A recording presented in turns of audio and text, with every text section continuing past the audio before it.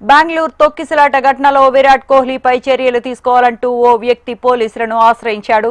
Cubbon park police స్టేషన్లో AM Venkatesh అనే వ్యక్తి ఫిర్యాదు చేశాడు. కంప్లైంట్ ను స్వీకరించిన పోలీసులు ఇప్పటికే ఈ ఘటనపై నమోదైన ఎఫ్ఐఆర్తో కలిసి ఈ కేసు విచారణను పరిగణలోకి తీసుకుంటామని తెలిపారు.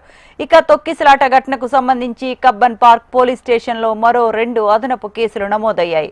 తొక్కిసలాటలో గాయపడి హాస్పిటల్లో చికిత్స పొందిన రోలాండ్ గోమ్స్ అనే వ్యక్తి ఇచ్చిన ఫిర్యాదు మేరకు ఆర్సీబీ ఫ్రాంచైజీ కేఎస్సీఏ సంస్థలను సెక్షన్ 125A కింద కేసు నమోదు చేశారు.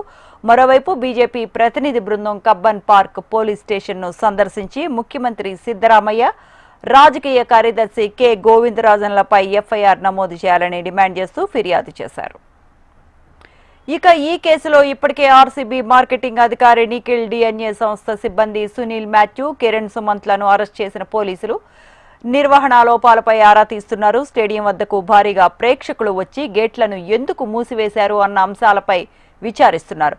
వీటితో పాటు కేసులో పలు కీలక అంశాలపై దృష్టి సారించారు పోలీసులు. అనుమతి నిరాకరించినా స్టేడియంలోకి వెళ్లేందుకు ఉచిత పాసులు ఇస్తున్నట్లుగా సామాజిక మాధ్యమాల్లో పోస్టులు పెట్టడంతో ఆ పోస్టుల గురించి విచారణ